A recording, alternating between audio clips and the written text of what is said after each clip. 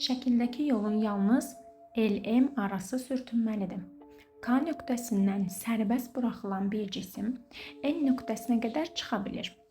Buna görə LM arasında cisimlə səth arasındakı sürtünmə əmsalı neçədir?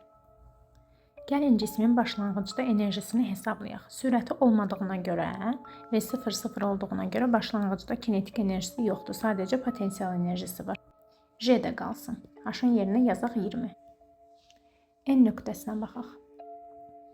Orada da potensial enerjisini hesablasaq, orada olacaq 5 mJ. Fərqi tapaq. 20 mJ-dən 5 mJ-ni çıxaq. 15 mJ sərf olunacaq sürtünmə qüvvəsinin işinə. μ sürtünmə qüvvəsidir. Həmin bu cismə üfüqi müstəvidə təsir edən sürtünmə qüvvəsi. Məsafədəki yer dəyişmədə S-dir. Bərabərdir 15 mJ-yə. Sürtünmə qüvvəsinin işini, yəni F sürtünmə vurulsun S-i bərabərləşdirdik enerjinin çatışmayan hissəsinə. M-ni axtarırıq. S 20-dir. Bərabərləşdiririk 15-ə. M də bərabər olacaq 15 bölü 20.